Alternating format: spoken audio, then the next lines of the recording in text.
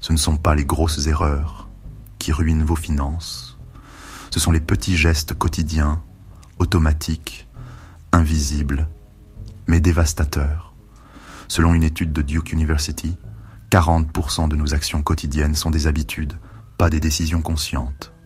Autrement dit, ce que vous faites, par défaut, façonne votre avenir financier. Et si vous ne faites rien, c'est votre compte en banque qui trinque. Dans cette vidéo, on va passer en revue 10 habitudes qui vous gardent bloqué, financièrement, sans que vous vous en rendiez compte. Et attendez bien, le dernier point. C'est le plus sournois, celui que tout le monde sous-estime. D'ailleurs, pendant que vous écoutez, notez en commentaire celle que vous reconnaissez le plus dans votre quotidien. Ça va vous aider à passer à l'action. 1.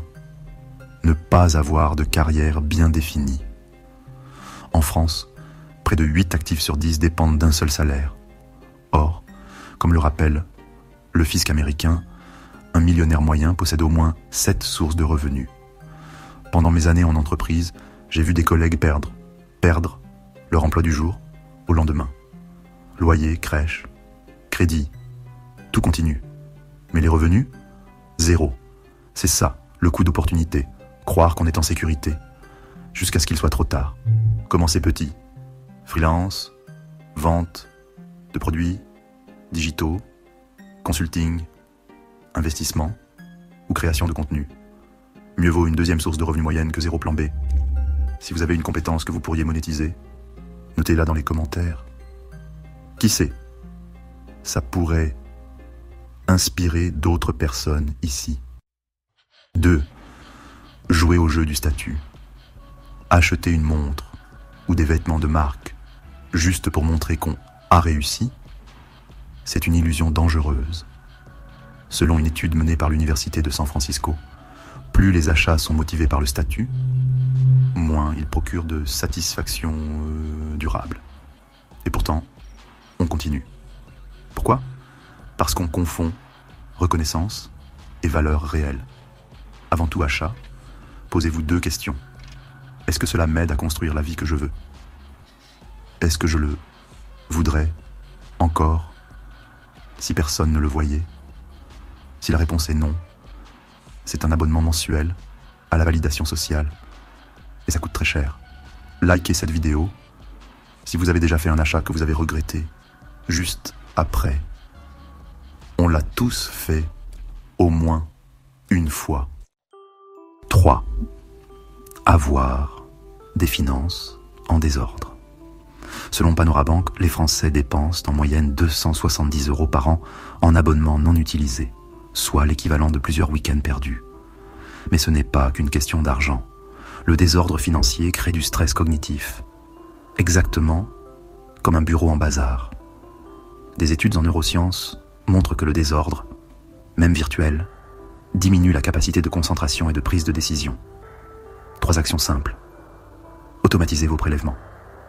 Bloquez 30 minutes par semaine pour faire le point. Supprimez les abonnements fantômes. Partagez cette vidéo si vous connaissez quelqu'un qui ne regarde jamais ses relevés bancaires. On a tous un ami comme ça. 4. Voir la vie comme un jeu à somme nulle. Quand quelqu'un réussit, pensez-vous « pourquoi pas moi ?» ou « ça aurait dû être moi ?» Ce réflexe est courant. C'est ce qu'on appelle le biais de rareté. Et il vous bloque. Car à force de croire que la réussite est limitée, vous arrêtez de tenter votre chance. Chaque fois que vous ressentez de la jalousie, voyez-la comme une boussole intérieure. Elle vous montre ce que vous désirez vraiment. Si vous avez déjà transformé une frustration en motivation, racontez-le en commentaire. Votre exemple peut faire une vraie différence. 5. Payez la taxe de la facilité. Frais de livraison express, retrait d'urgence, commandes impulsives sur les apps. On parle de petites sommes, mais d'après l'INSEE, les dépenses de confort immédiat ont augmenté de 27% en 5 ans. Ce sont des fuites lentes, mais constantes. À la fin de l'année, ça peut représenter plusieurs centaines d'euros envolés. Anticipez vos courses, cuisinez plus souvent, regroupez vos achats. Ce sont ces micro-habitudes qui préservent vos finances. Commentez. Quelle est votre plus grosse faiblesse? Confort. On va voir qui craque le plus sur les livraisons ou le drive. 6. Suivre la foule. Si tout le monde le fait, c'est que ça marche. Faux. Ce qui marche pour les autres n'est pas forcément ce qui marchera pour vous. Quand tout le monde fait la même chose, la compétition est féroce et la visibilité devient nulle. Au lieu de copier, cherchez un angle différent, une niche, une approche, une idée que peu explore. Comme le disait Seth Godin, soyez remarquable, pas simplement présent. Abonnez-vous si vous avez envie de vous démarquer dans ce que vous entreprenez. Ici, on parle d'initiative audacieuse, pas de clone. 7. Pensez que vous savez déjà. Je le sais déjà, est la phrase qui ferme le plus de portes. L'humilité d'apprendre, de se remettre en question, c'est ce qui distingue ceux qui stagnent de ceux qui progressent. D'ailleurs, les personnes les plus riches lisent en moyenne 50 livres par an, selon une étude de Tom Corley. La prochaine fois qu'on vous fait une remarque constructive, au lieu de vous braquer, demandez-vous: et si c'était justement la pièce qui me manquait? Avez-vous déjà reçu un conseil que vous n'avez compris que des mois plus tard? Racontez-le dans les commentaires. Votre retour pourrait débloquer un déclic chez quelqu'un d'autre. 8. Voir uniquement les problèmes. Le cerveau humain est câblé pour repérer les dangers. C'est ce qu'on appelle le biais de négativité. Conséquence, devant chaque nouvelle idée, on voit d'abord ce qui peut mal tourner, pas ce qui peut réussir. Mais la véritable intelligence, c'est de dire: ok, voici le problème. Maintenant, quelle est la solution? Ce petit changement de perspective active une autre zone du cerveau, celle qui crée, teste, expérimente. 9. Regardez l'échelle des autres. Un scroll sur Instagram, et en quelques secondes, vous passez de fier de vous à complètement à la traîne. Mais souvenez-vous, vous comparez votre coulisse à leur vitrine. Comme le disait Roosevelt, la comparaison est le voleur de joie. Mais, pire encore, elle vous vole votre élan. Faites le tri dans ce que vous consommez. Coupez les distractions. Désabonnez-vous des contenus qui vous tirent vers le bas et choisissez consciemment ce que vous laissez entrer dans votre esprit. Votre énergie mentale est précieuse, protégez-la.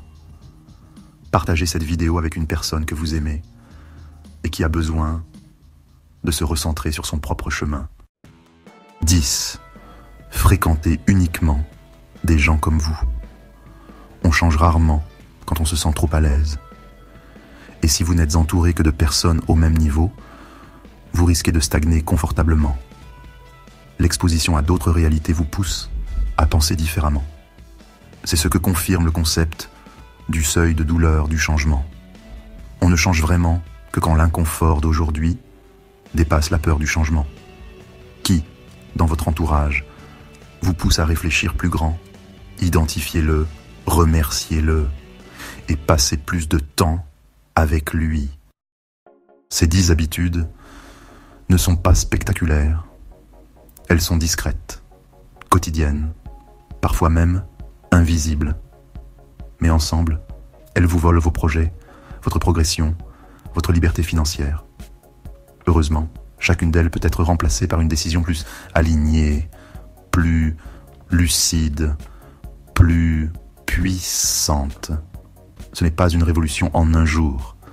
C'est un recalibrage, jour après jour, une nouvelle question à se poser, un achat évité, un livre lu, une influence désactivée. C'est dans ces micro-choix que la richesse se construit.